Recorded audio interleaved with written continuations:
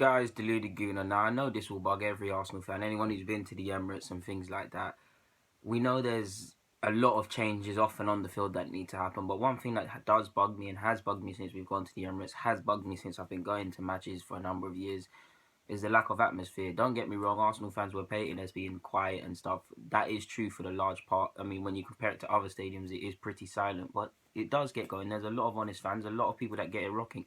Problem is, a lot of stewards have actually told people to sit down. I've seen it with my own eyes. Sit down, calm down, etc., when they are expressing themselves. And then there are some members of, whether they're Arsenal fans or tourists or whatever, because I mean, no Arsenal fan that I know is going to be bringing out selfies and got other team kits on and things like that. That goes in every other stadium. No one's going to do that. But typically, you're looked at as a freak if you start chanting or standing up or whatever. You're looked at as a freak. We know Arsenal is prawn cocktail and Prosecco. I keep talking about it. We know how we all like this playing good football. This carpet being the pitch, lovely football, somewhat a show, and it's like a theatre. You know, you can actually make a team. How do I put this? A football team can lose a game without actually stepping onto the field. You have to strike fear. Now, if we look at my playing days, of course I weren't a professional footballer, but looking back, Everton All Stars, one of the teams I used to play for, used to play Boardwalk Farm, big derby, big derby. From under 8s to however, if they're still going, if the men teams are still going, big derby, big derby. Anyone who knows about Boardwalk Farm, you can see the estate and whatnot, and then the painting on the walls and things like that. Before the football, and obviously to go through to the pitch, the way to park the cars, you have to go to the car park. So obviously you have to see all of this. To some, it is intimidating. You have to go through all of that. I've seen many a man, in that same example I've listed, many a man, their souls have left them before we've stepped onto the football pitch because they're scared the football match has been won. That's not just anything. My school team, we go and play certain schools because of they hear a reputation of our school. I'm not talking for our football stuff, but a reputation for our school. They're scared to play. They're scared to go in for tackles, and they're scared. It's human nature in any aspect. You can psych someone out to get the advantage, and at the Emirates, it's too easy. We know where compared to all the Arsenal teams over the years, we know we're the prettiest, easiest bunch to play against. Everybody fancies us. But if the atmosphere was more partisan, was more hostile, was more intimidating, teams wouldn't relish coming here. And I do like to a degree the same thing goes for United, because United used to, as someone who has United family and knows about United, Old Trafford used to be rocking. Teams fancy going to Old Trafford, but back to Arsenal and the Emirates, it's too silent. You look at Selhurst Park, you look at all of these grounds. Palace are nothing to write home about as a football team, but they always make you work for your points. It's hostile. Even if you look at Burnley, like we need to do anything to get an edge, and it's too pretty and nice, and this is why we're not getting places. If the fans psyched people out, this ain't even an attack on the fans. It's like these stewards and all of these.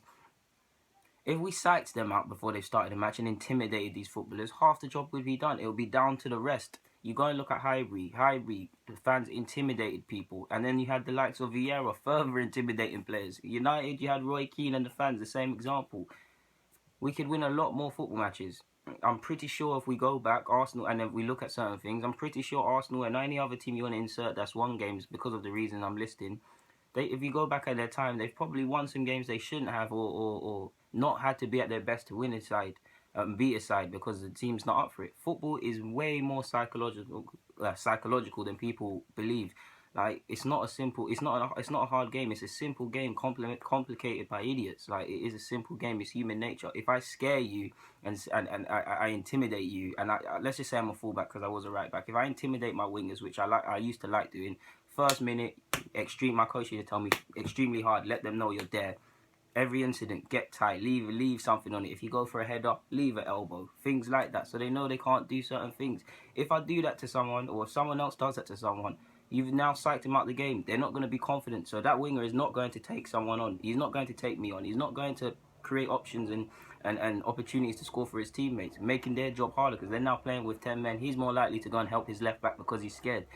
Football is psychological. This is what happens at the top as well. White Hart Lane. Why do you think Spurs were unbeaten at home last year? Because on top of the players making it intimidating to go against, for teams to go against, the fans made it intimidating.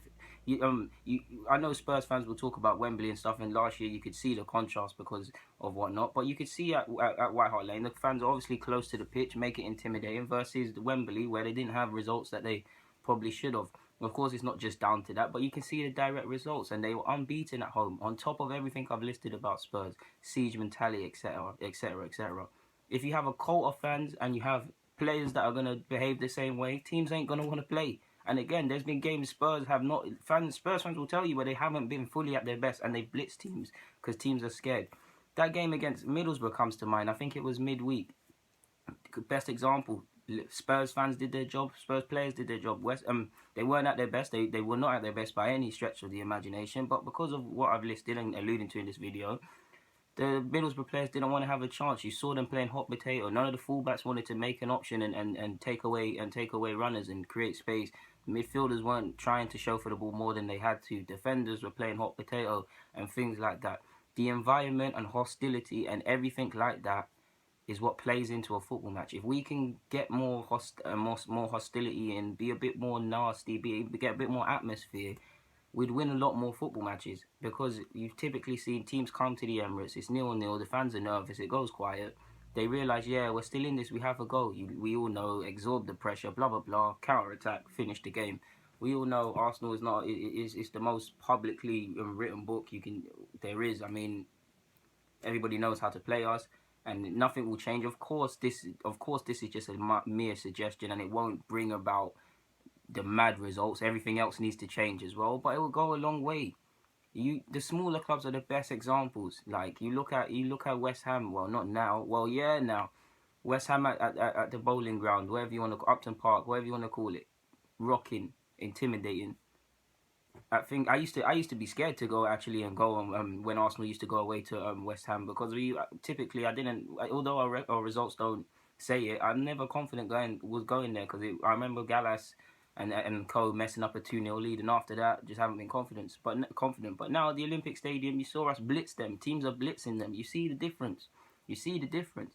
We get a bit more atmosphere. Our results will not. Of course, it won't be the deciding factor, but we need to do everything we possibly can to get back to the glory days.